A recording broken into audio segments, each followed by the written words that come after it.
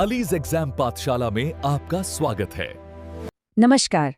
आज हम कुछ ऐसी खबरों पर बात करेंगे जो हमारे आने वाले कल पर सीधा असर डाल सकती हैं।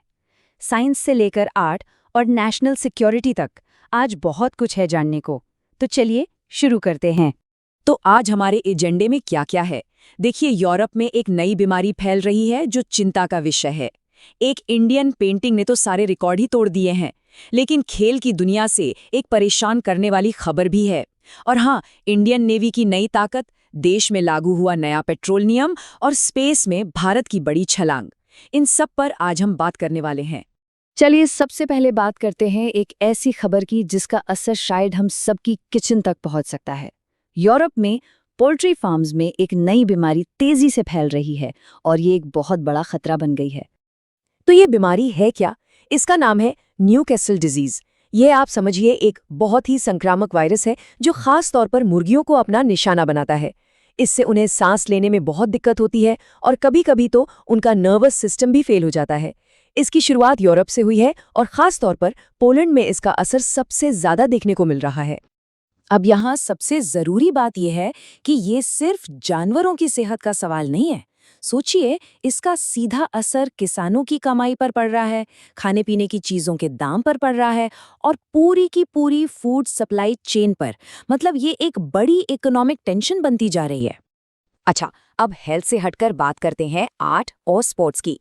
यहाँ एक तरफ तो खुशी की खबर है, एक नया रिकॉर्ड बना है, लेकिन दूसरी तरफ एक ऐसा आंकड़ा सामने आया है जो काफी चिंताजनक है। तो भारत के एक बहुत ही मशहूर आर्टिस्ट की एक क्लासिक पेंटिंग हाल ही में नीलाम हुई है।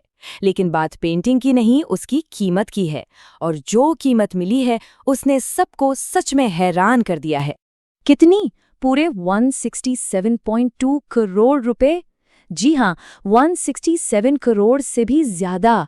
ये कीमत मिली है राजा रवि वर्मा की आइकॉनिक पेंटिंग यशोदा और कृष्ण को, और इसे खरीदा है सीरम इंस्टीट्यूट के फाउंडर साइरस पूनावाला ने। राजा रवि वर्मा वो आर्टिस्ट हैं जिन्होंने हमारी माइथोलॉजी को यूरोपियन आर्ट स्टाइल के साथ मिलाकर कुछ कमाल का बनाया था। तो ये तो हुई आर्ट की दुनिया की अच्छी खबर। लेकिन अब आते हैं स्पोर्ट्स पर, जहां से एक बहुत ही परेशान करने वाली रिपोर्ट आई है। एथलेटिक्स इंटीग्रिटी यूनिट ने अपनी रिपोर्ट में इंडियन स्पोर्ट्स से जुड़े एक बहुत सीरियस मुद्दे को सबके सामने रखा है। अच्छा, उस आंकड़े पर जाने से पहले एक मिनट रुककर ये समझ लेते हैं कि ये डोपिंग आखिर है क्या। सीधे सीधे कहें तो ये अपनी परफॉर्मेंस को आर्टिफिशियली बढ़ाने के लिए बैन की हुई दवाओं का इस्तेमाल करना है। मतलब ये स्पोर्ट्स की जो स्पिरिट होती है ना, उसके एकदम खिलाफ है। ये चीटिंग है। और अब वो आंकड़ा, और ये सच में चिंता की बात है। रिपोर्ट कहती है कि डोपिंग के मामलों में सस्पेंड होने वाले एथलीट्स की संख्या के मामले में भारत अब दुनिया में नंबर 1 पर है, 148 मामले। ये हमारे स्पोर्ट्स के लिए एक बहुत बड़ा झटका है और अथॉरिटीज के लिए एक बहुत बड़ी चुनौती। चलिए अब स्पोर्ट्स से आगे बढ़ते हैं और बात करते हैं देश की सुरक्षा की।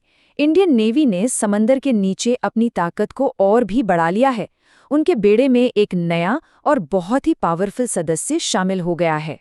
इसका नाम है INS अरिधमन। ये भारत की तीसरी और पूरी तरह से देश में बनी न्यूक्लियर सबमरीन है। अब इसकी खासियत क्या है?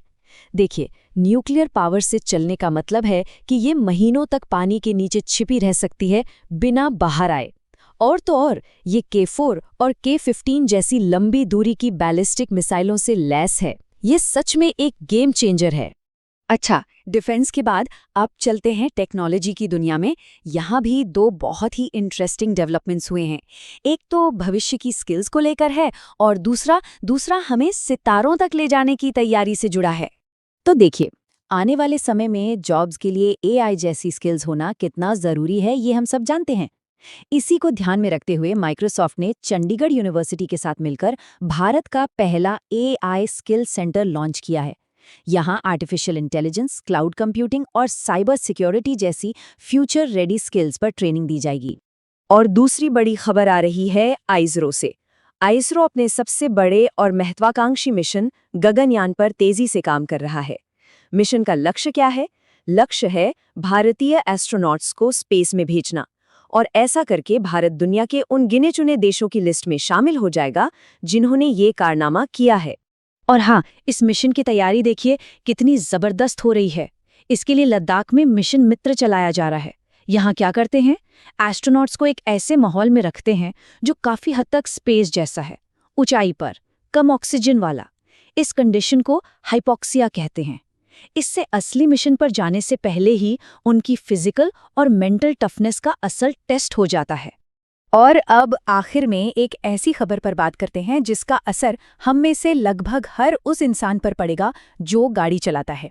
1 अप्रैल से पूरे देश में पेट्रोल को लेकर एक बहुत बड़ा नियम बदल गया है। तो ये नया नियम है E20 फ्यूल का।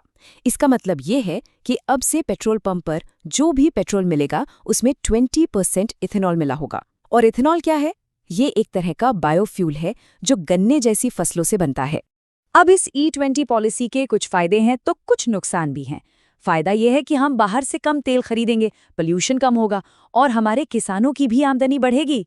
लेकिन इसका एक दूसरा पहलू भी है, खासकर जो पुरानी गाड़ियां हैं उनके इंजन को इससे नुकसान हो सकता है और हो सकता है कि माइलेज भी थोड़ा कम हो जाए।